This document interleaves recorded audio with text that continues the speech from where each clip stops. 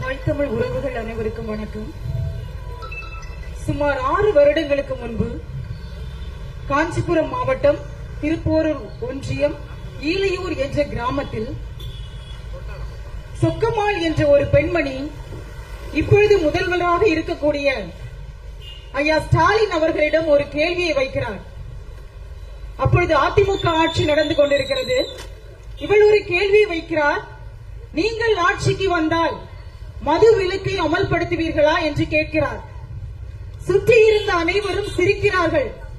அந்த பெண் அதற்கு பதில் கூறுகிறாள், நான் கேட்ட கேள்வியை பார்த்து இவர்கள் எல்லாரும் சிரிக்கிறார்கள். ஆனால் இரவு 10 மணிக்கு மேல வந்தீங்கன்னா இவங்க எல்லாரும் அழுது கொண்டிருப்பார்கள் என்று கூறுகிறார். அந்த பெண்மணிக்கு இன்னைக்கு முதலமைச்சராக உட்கார்ந்து கொண்டிருக்கக்கூடிய ஐயா ஸ்டாலின் அவர்கள் ஒரு பதில் கூறுகிறார். நாங்கள் ஆட்சிக்கு வந்தால் மதுவிலக்கை அமல்படுத்துவோம் என்று பதில் கூறுகிறார். இதை நம்பி அந்த பெண்ணும் வாக்கு செலுத்தி இருப்பாள். அவள் கூறின அந்த குரல் இன்று அவர்கள் காதுகளில் ஒலிக்கவில்லையா? அது மட்டுமல்ல, சுமார் 4 வருடங்களுக்கு முன்பு கொரோனா காலகட்டத்தில் அதிமுக ஆட்சியை எதிர்த்து மதுக்கடைகளை மூட வேண்டும் என்று குடும்பமாக எதிர்த்து கோஷமிட்டு போராடினவர்கள் தான் இன்று தமிழ்நாட்டின் ஆட்சி பீடங்களில் அமர்ந்திருக்கிறார்கள்.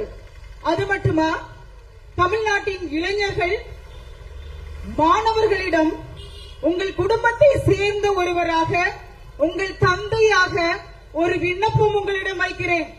தயவு செய்து போதையின் பாதையில் பயணிக்க வேண்டாம் என்று மன்றாடி கேட்கிறவர். இளைஞர்களின் தந்தை ஆட்சி செய்யக்கூடிய இந்த தமிழ்நாட்டிலே போதைகள் புரண்டு ஓடுகிறதா என்றால் ஓடுகிறது. ஒரு சில புள்ளி விவரங்களை உங்களுக்கு சொல்ல விரும்புகிறேன். 2022ஆம் ஆண்டு ஜூன் மாதம்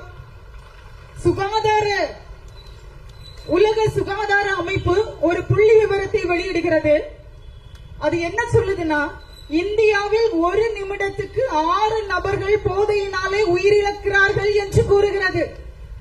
அது மட்டுமல்ல, கடந்த 20 ஆண்டுகளில் போதைப் பொருட்களை நுகரக்கூடிய இளையோரின் எண்ணிக்கை 5 மடங்கு அதிகரித்துள்ளது.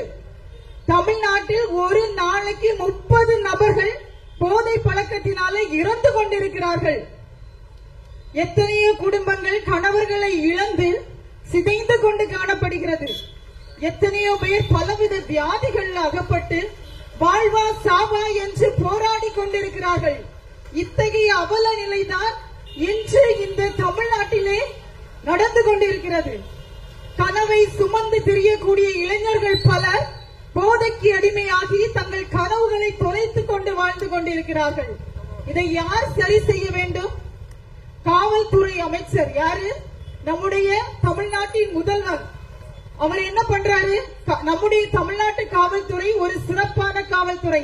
அதிகாரத்தை மட்டும் இந்த காவல்துறை அமைச்சர் அவர்கள் கைகளிலே கொடுத்தால் 1 மாதத்திற்குள் கள்ள சாராயம் போதைப் பொருள் புழக்கத்தை தமிழ்நாட்டை விட்டு மாற்றி அமைக்கக்கூடிய திறமையான காவல்துறையினர் தான் தமிழ்நாட்டில் இருக்கிறார்கள். அவர்கள் கைகள் முடக்கப்பட்டு இருக்கிறது. அவர்களை வைத்து நம்ம முதல்வர் என்ன செய்யறாரு? மீம்ஸ் போடுறவங்களை கைது பண்றாரு. பதாகையின் மேல மண்ணை தூக்கி எறிஞ்ச பாட்டிய தனிப்படை பிரிவு வைத்து கைது செய்கிறாங்க. பாட்டு பாடுறவங்களை கைது செய்யறாங்க. இதற்காக உங்களுக்கு மக்கள் வாக்களித்து உங்களை முதல்வராக அமரச் செய்திருக்கிறார்கள். மது நாட்டுக்கும் வீட்டுக்கும் கேடாம். உண்மையாகவே தன்னுடைய பிள்ளை குடிக்க கூடாது என்று நினைக்கிற ஒரு தந்தை தன்னுடைய வீட்டின் நடுவிலே போதைப் பொருட்களை கொண்டு வந்து வைத்து விட்டா செல்வார் குடிக்காதே என்று. அப்படியானால் தமிழ்நாட்டில் இருந்து போதைப் பொருட்களை அகற்றிவிட்டு நீங்கள் இளைஞர்களிடம் மாணவர்களிடம் குடிக்காதீர்கள், போதையின் பக்கம் செல்லாதீர்கள் என்று சொன்னால் நீங்கள் ஒரு சிறந்த தந்தை, நீங்கள் ஒரு சிறந்த ஆட்சியாளர். ஆனால் மொத்த மதுக்கடைகளையும் திறந்து வைத்துக் கொண்டு தமிழ்நாட்டை போதையுள்ள நாடாக மாற்றி சீரழித்து வைத்துவிட்டு நீங்கள் இளைஞர்களிடம் கெஞ்சுவதும் கூத்தாடுவதும் எத்தகைய போலித்தனம்! தமிழ்நாட்டு மக்கள் சிந்திக்க வேண்டும். ஓட்டுக்காக மக்களை ஏமாற்றுகிறார்கள். ஆட்சியில் இருக்கும் பொழுது மதுவை போதை பழக்கத்தை தமிழ்நாட்டை விட்டு துடை தெரிய வேண்டியவர்கள் கெஞ்சுவது போல ஒரு பிம்பத்தை உருவாக்குகிறார்கள். தயவு செய்து மக்கள் இதற்கு அடிமையாக வேண்டாம். இன்னைக்கு பாருங்க, சின்ன பிள்ளைங்க பள்ளிகளிடம் கல்லூரி பிள்ளைகளிடம் எப்படி போதைப் பொருள் கிடைக்கிறது? காவல்துறை சரியாக செயல்பட்டால் இது நடக்குமா? நடக்காது. என்ன பண்றாங்க? அடிக்கடி வந்து கீழ் மட்டத்தில் கஞ்சா போன்ற போதைப் பொருட்களை விற்பவர்களை கைது செய்து பத்திரிகைகளில் செய்தி போட்டு நாங்க போதை பழக்கத்தை தடை செய்கிறோம் சொல்றாங்க. என்னைக்காவது மேல்மட்ட ஆட்களை கைது செய்கிறாங்களான்னா இல்ல. அது மாதிரிதான் பிளாஸ்டிக் ஒழிப்பு, நெகிழிகளை ஒழிக்கிறோம்னு ஒரு அம்பலம். உற்பத்தி செய்கிற கம்பெனியை தடை செய்ய மாட்டாங்க. கீழ்மட்டத்தில் இருக்கக்கூடிய வியாபாரிகளுக்கு ஃபைன் போட்டு அவங்கள கஷ்டப்படுத்துவாங்க. இதுதான் இந்த தமிழ்நாடு அரசு, விடியல் அரசு, திராவிட அரசு தொடர்ந்து செய்து கொண்டிருக்குது. மக்கள் இதை பார்த்தும் கண்டும் காணாதவர்களை போல உணர்வில்லாம தொடர்ந்து என்ன பண்றீங்கன்னா அவங்களுக்கு வாக்களிச்சுக்கிட்டே இருக்கீங்க. கொஞ்சம் சிந்திச்சு பாருங்க, கொஞ்சம் சிந்திச்சு பாருங்க. அது மட்டுமல்ல, இது அடுத்தபடியாக நிறுத்த வேண்டிய முக்கிய பொறுப்பு பள்ளி கல்வித்துறை அமைச்சருக்கு இருக்கு.